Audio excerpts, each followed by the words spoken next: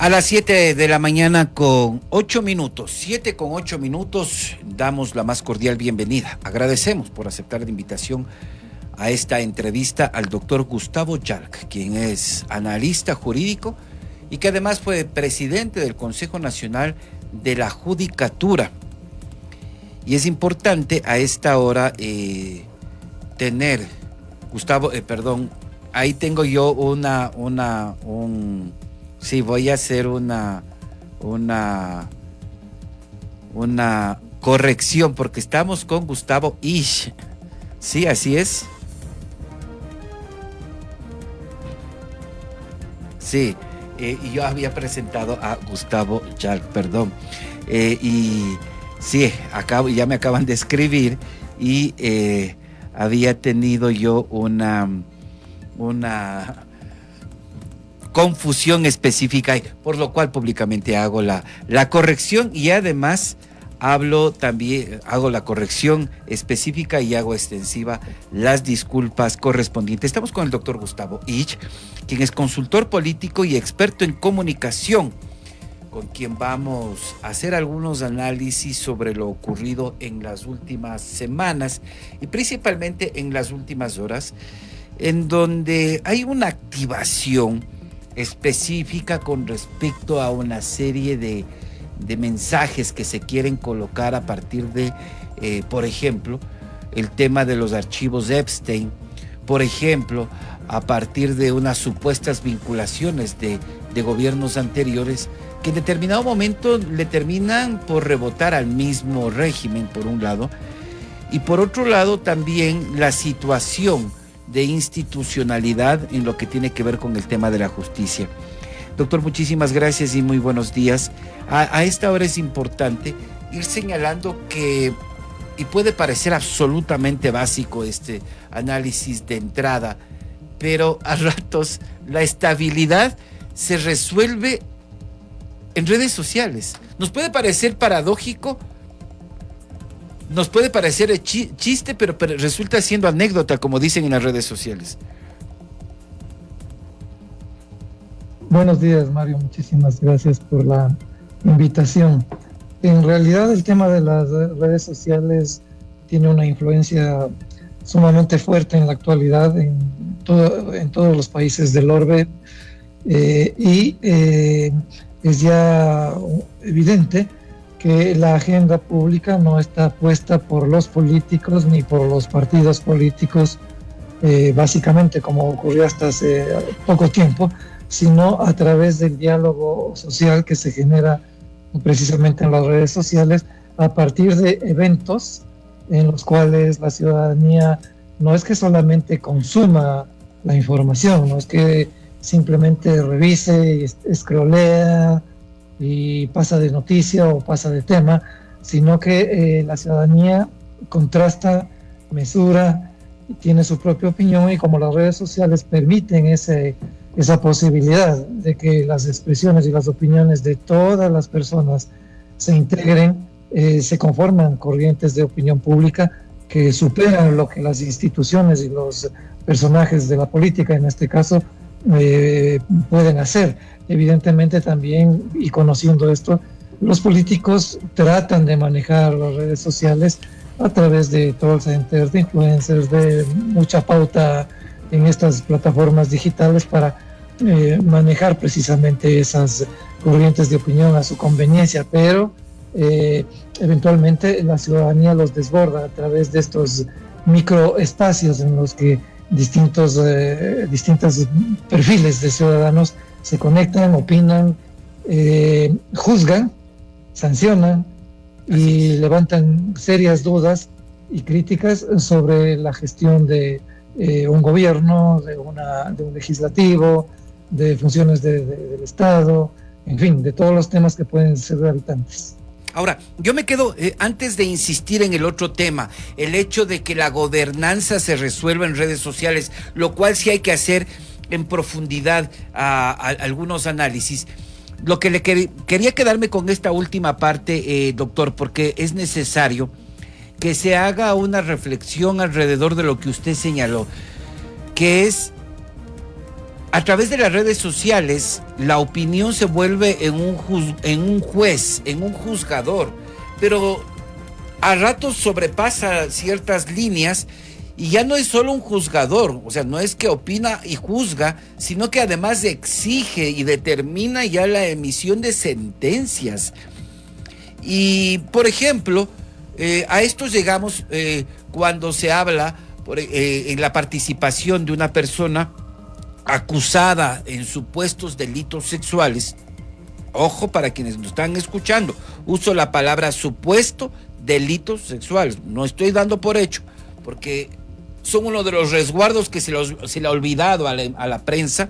específicamente a partir del principio de inocencia, utilizar clave palabras como supuesto o acusado de o involucrado en. Decía, regreso, cuando suceden estos casos, aparecen estas situaciones en donde personas presuntamente involucradas en este tipo de casos participan en hechos de delación voluntaria en otros casos. Entonces esto ya genera dentro de redes sociales una serie de opiniones, incluso ya dan sentencias, y cualquier cosa que diga el juzgador, el operador de justicia, si es contrario a lo que dijo la sentencia, si es contrario a lo que dijo la opinión pública, pues está vendido. Entonces, una de las cosas es que se están resolviendo casos judiciales en redes sociales. Sí, esto tiene algunos antecedentes y lo que usted señala, Mario, es muy importante, porque anteriormente quienes ubicaban los temas en la agenda pública para las discusiones de la ciudadanía, eran los medios de comunicación, y eran los políticos, eran los movimientos, los partidos políticos y contados personajes, y esas opiniones generaban básicamente la misma reacción, es decir, un titular de prensa, un titular en un reportaje de televisión, en una noticia de televisión, luego amplificado por las radios, empezaba ya a generar un sesgo en la percepción de la ciudadanía sobre la inocencia o la culpabilidad de personas involucradas en ciertos escándalos. Sí, se utilizaba muchas veces la clave de supuesto o los que usted mencionaba, ¿no? Presunto y ese tipo de cosas, pero ya había ese sesgo, ¿verdad? Entonces, porque la prensa tenía y tiene todavía una influencia muy importante en la construcción de narrativas y en las apreciaciones que los públicos que siguen determinados medios, determinados periodistas que son más influyentes. Ahora hay influyentes que no son periodistas, cualquier personaje de redes sociales se transforma en un factor clave en la difusión de información no contrastada o en un opinador, y no es periodista, pero tiene tanta o más sintonía, digamos, por parte de los seguidores.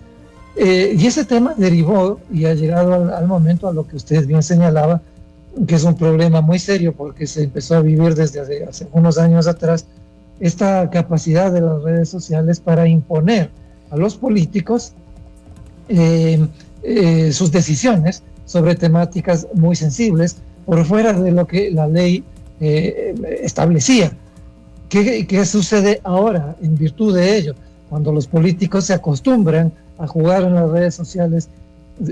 simplemente para mantener su popularidad, se transforma esto en una especie de circo romano,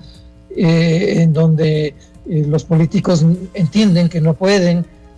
pelearse con estas oleadas de opinión que salen desde las redes sociales, desde distintas plataformas, y al contrario tratan de controlarlas, de imponer sus narrativas, de imponer sus relatos e incidir en la percepción de la gente, señalando culpabilidades o inocencias. Pero lo que yo decía al principio, si antes la gran mayoría de las personas hacía esto de una manera inopinada, es decir, de una manera en la que no contrastaba la información, donde no se exponían criterios, donde no se mesuraban lo que decían unos y otros, pues ahora hay microsegmentos en las redes sociales donde ciertos perfiles de ciudadanos que son muy influyentes generan esta contrastación miran lo que se está diciendo, cuáles son los procesos que están girando alrededor de ello,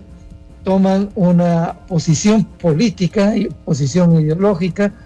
y generan sus respuestas, y esas respuestas son viralizadas. Por eso es que tenemos gobiernos y políticos que manipulan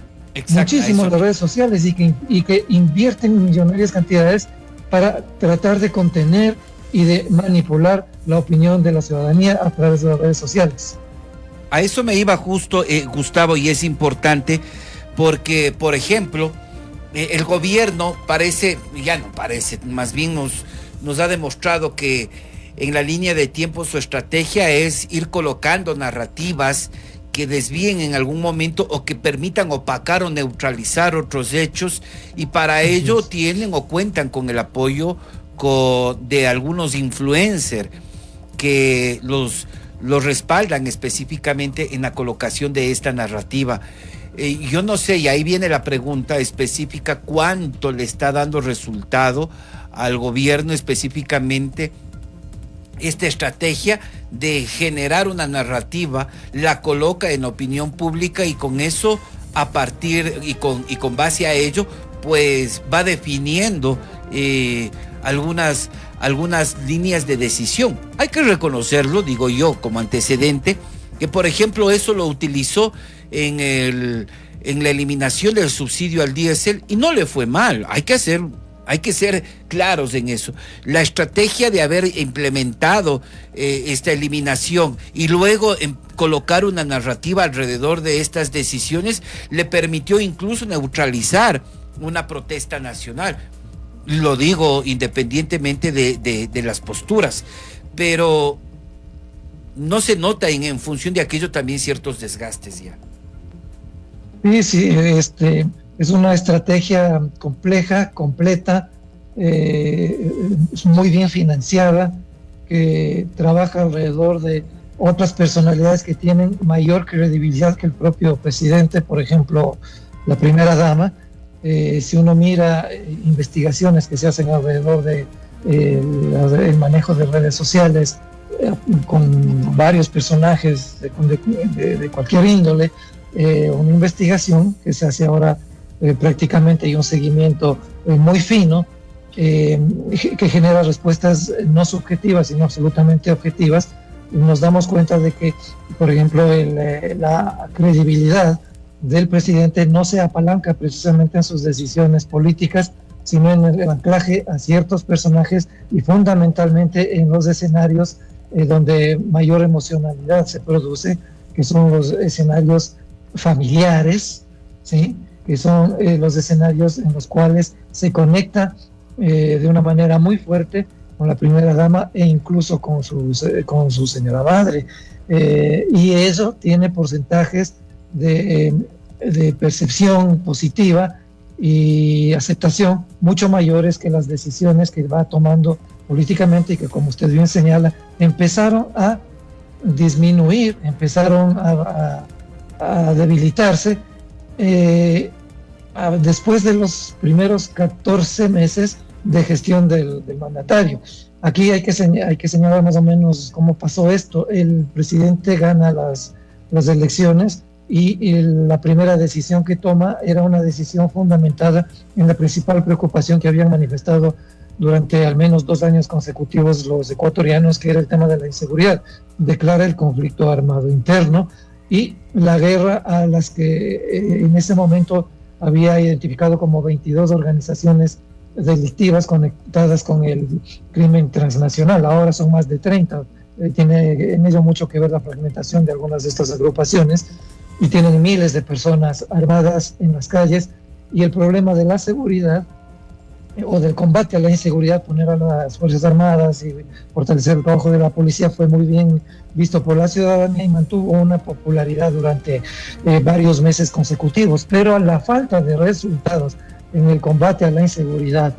el mal manejo de la crisis energética, donde evidenció muchísima improvisación, e incluso ya la gente empezó a darse cuenta de que en momentos muy importantes del presidente no estaba en el país. Pasó de una manera muy clara con el tema de los apagones, las pérdidas millonarias que eso ocasionó, la pérdida de 250,000 empleos, la falta no de respuesta, sino de haber hecho realidad las ofertas y las promesas de campaña. Más bien, la narrativa de la traición a las ofertas de campaña empezó a sembrarse de una manera muy fuerte. La oposición también ha estado activando mucho en redes sociales, evidenciando las debilidades del régimen en ese contexto, y hay al menos una docena de casos de corrupción señalados directamente, que involucran al régimen o funcionarios del régimen, y que son manejados con bajo perfil, en contraste con los casos en los cuales se desarrolla una enorme publicidad que incumbe incluso a las propias organizaciones de control, ¿no? Una publicidad televisiva sobre detenciones, allanamientos, que antes incluso de que los procesos se desarrollen en firme, ya tienen ese sesgo sobre si se hace un allanamiento porque hay una denuncia reservada, entonces la gente tiene que pensar que seguramente esa persona está involucrada, y más todavía que esa persona tiene que ver con el partido o la organización política que siempre ha estado presentándose como el actor fundamental de la polarización política que tanto daño le está haciendo al Ecuador. Hoy mismo tenemos como consecuencia de eso una situación en la que la polarización ya es una estrategia, no es una consecuencia de esa estrategia, es de gobierno, en la que se siembran narrativas para desviar la atención. Eso siempre se ha venido haciendo con este régimen, pero se utiliza la polarización contra un enemigo fundamental para generar esta dispersión de la ciudadanía sobre temas fundamentales. Y acaba de irse de viaje nuevamente el presidente. Contamos ya 30 viajes en lo que tiene que ver con su mandato, mientras hay temas claves como el juicio al presidente del Consejo de la Judicatura, la ley económica urgente, sobre todo lo que tiene que ver con las reformas en el Ministerio de Medio Ambiente, para que se eliminen, entre comillas, ciertos cuellos de botella que impiden las contrataciones, que impiden procesos que tienen mucho que ver con sectores estratégicos como la extracción minera, como hidrocarburos, precisamente dos de los espacios y de los sectores estratégicos que han generado mayores enclaves de corrupción desde hace décadas, y de los cuales no se ha salvado también este régimen, y tiene eso un peso enorme. Y no digamos que se genera y también se siembra una narrativa para distraer a la ciudadanía en medio de la crisis con Colombia. O sea, esto es una conducta que la siguen haciendo porque les da resultados, pero cada vez con menor intensidad. De hecho, el capital político que tenía el presidente hasta los primeros 14 meses de su gestión, que oscilaba entre el 50-55%, eventualmente subía incluso, ahora ya está en menos del 45 al 40%, que sigue siendo importante, pero es una tendencia a la baja permanente. Lo que está ocurriendo con su imagen. Parte de lo que le iba a consultar precisamente, usted me ha contestado en esta última parte, pero sí es necesario en un par de minutos hacer una reflexión breve, Gustavo, con relación a que hay un hito final en estos últimos meses, que es los resultados de la consulta popular del pasado 16 de noviembre, que exigían una relectura de la circunstancia y de la coyuntura desde el ejercicio del poder, que para muchos incluso era necesario hacer un examen muy minucioso que le permita replantear algunas cosas. Transcurrido varios meses o un par de meses luego de aquello, podemos entender que el gobierno ha logrado entender los resultados del 16N. Mario, lo que el gobierno ha entendido básicamente es que la ciudadanía le dijo que no. No sé si haya entendido que la ciudadanía no es boba, que la ciudadanía tiene paciencia limitada, que las respuestas a las cuales en esa consulta la gente mayoritariamente le dijo que no, tienen que ver mucho con esa pérdida de credibilidad, con esa falta de resultados, y lo que ha hecho el gobierno es mantenerse y fortalecer la misma línea que tenía antes, es decir, la tarea que hicimos, nos descuidamos porque teníamos seguramente un potencial enorme de aceptación ciudadana, por algunas circunstancias eso ha disminuido, quizás nos podemos haber equivocado en algunos temas, pero no ha cambiado de actitud. Tiene un gabinete que representa lo mismo que representaba en el primer año de gobierno, tiene un ministro que es vecino en la isla Mocolí de un personaje de la mafia que fue capturado el 27 de enero en Medellín, como que es un mensaje muy sutil de Colombia, diciéndoles: cuando nosotros podemos, cuando nosotros queremos, claro que nos enfrentamos a la delincuencia, y no solamente en la frontera, no es que no hagamos nada. Asesinaron en el mismo sector alias El Marino, y usted sabe que en ese sector viven algunos personajes de la política muy importantes. Pero esa consulta, qué bueno que lo trae usted a colación, Mario,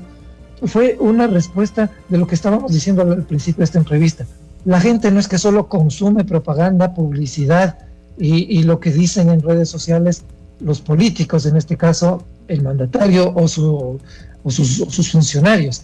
El ciudadano está contrastando, está mesurando lo que hace la oposición, lo que hace el gobierno, lo que puede ser cierto de lo que no, y ya se da cuenta de lo que está ocurriendo. Y al darse cuenta de lo que está ocurriendo, cuando usted habló del paro que fue contenido por el gobierno, no nos olvidemos que el paro no fue un levantamiento nacional, es decir, no se generó por parte de la CONAIE esa misma intención de los paros nacionales que se produjeron en el 19 y en el 22. Era solamente y de inicio un paro. Se centralizó en algunas provincias y ocurre que los ecuatorianos atestiguan en vivo y en directo cómo se asesina a uno de los campesinos, cómo se asesina a otro, cómo tratan de llevarse el cadáver de uno de ellos cuando estaba protegido por otro manifestante, y cómo uno de los agonizantes que luego fallece dice: quiero que ya avisen a mi madre, quiero que le llamen a mi mamá. Días cortos antes de que se produzca la consulta popular. La polarización no solamente es política, la polarización también es un efecto social, la polarización también es afectiva. Mario, tiene varias formas de manifestarse la ciudadanía, y se afectó gravemente, ya no solamente la credibilidad, la falta de promesas, la falta de resultados en salud, la falta de resultados en el manejo de los sectores estratégicos, la falta de resultados en lo que eran 29 y ahora son 30 viajes que no traen un solo centavo